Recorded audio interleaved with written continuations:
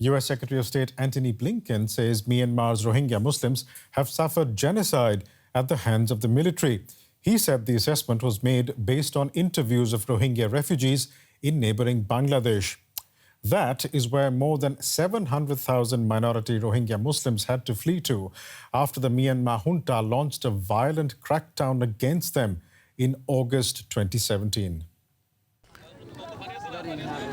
The trauma experienced by the Rohingya is undeniable. The flight of hundreds of thousands after the military attacked them is well documented.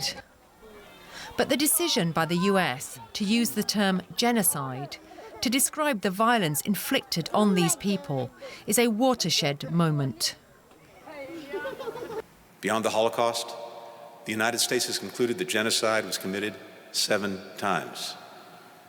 Today marks the 8th, as I have determined that members of the Burmese military committed genocide and crimes against humanity against Rohingya. The US took the step after hearing the testimony of more than 1,000 Rohingya refugees based in camps in neighbouring Bangladesh. 3/4 of those interviewed said that they personally witnessed members of the military kill someone. More than half witnessed acts of sexual violence. They also told of how the military razed villages to the ground, carried out torture and other horrific abuses. Blinken said the key was that these incidents were not isolated. The attack against Rohingya was widespread and systematic, which is crucial for reaching a determination of crimes against humanity. The evidence also points to a clear intent behind these mass atrocities, the intent to destroy Rohingya in whole or in part. The US is not the first country to call the violence against the Rohingya genocide. Some even accuse Washington of dragging its feet. But Rohingya spokespeople have welcomed the development and hope that it could lead to other countries upping the pressure on Myanmar's military junta. We are very, very happy about the declaration of genocide. Many, many thanks. We have been hoping for that for a long time, because it has been 60 years since the Myanmar government has been torturing us and many other communities, including Rohingya. In the meantime, the ordeal of the Rohingya goes on. This group arrived in Indonesia by boat from Bangladesh at the beginning of March. They say their hope is to start a new life there. And joining me now for more is Phil Robertson from Human Rights Watch. Phil, calling the Rohingya repression genocide is really not new, is it? I mean, the UN Human Rights Commissioner called it acts of genocide back in 2018.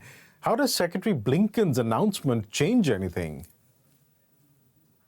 Well, we hope that it will now motivate other governments around the world to also look at this, to really investigate it, and also to support the Gambia at the International Court of Justice.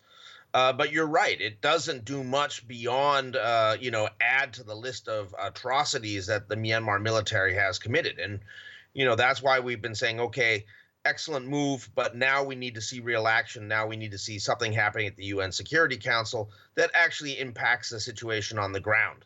That goes beyond just calls for accountability, but actually changes the dynamic, keeping weapons away from the military, imposing an arms embargo, referring the military to the International Criminal Court. These are all things that are at the top of our list. Do you think that the lack of action against the Myanmar junta thus far, when it comes to their repression of the Rohingya, has emboldened the army to crack down on democracy in the country? There's no doubt that the Myanmar military committed these atrocities against the Rohingya and then looked around and realized they had gotten away with it and felt that they could do more. This is, again, the failure of the international community to impose accountability for atrocities that have happened in Myanmar over the years. Is that, the takeaway by the Myanmar military is, we've done it before, we can do it again, and no one can stop us. And the reality is that this now, with the Rohingya genocide, really is the worst case scenario that you could imagine in terms of what the military could do against the people of Myanmar. it's astonishing that it really had to come to this point to actually get the international community to wake up and realize what has been happening. I would like to talk to you about the coup in Myanmar and how the junta has cracked down against democracy in the country. And I'd just like to update our viewers first that opposition groups in the country now are expressing outrage at a meeting between a Southeast Asian peace envoy and leaders of Myanmar's military government. ASEAN envoy Prak Sokhonn, who's also Cambodia's foreign minister, traveled to Myanmar to meet with junta leader Min Aung Hlaing and other Myanmar officials. A coalition of civil society groups in Myanmar has called the meeting shameful. Now, Myanmar has been in turmoil for over a year now. The military's takeover of power in February 2021 sparked nationwide strikes and protests, which have been put down by force. Phil, just speaking about that crackdown, is the Cambodian foreign minister's visit to Myanmar helping resolve the crisis?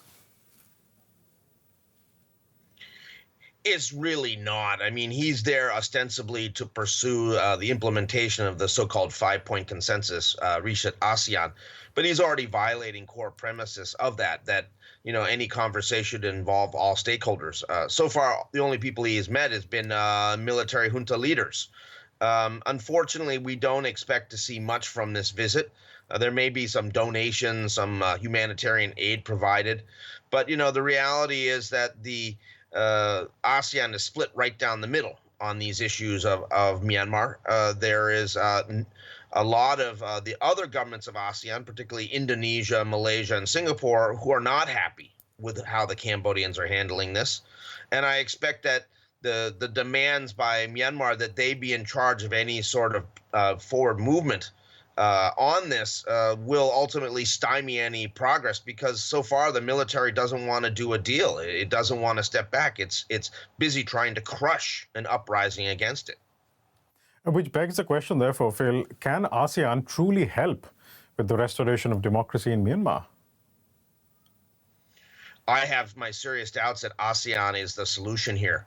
Unfortunately, we're seeing the European Union and the Americans and others all continue to talk about ASEAN centrality, as if ASEAN, as the regional organization, is going to fix Myanmar. It appears that that is just a way for those big countries to duck greater responsibility on Myanmar while they pay attention to other crises, things like the situation in Ukraine.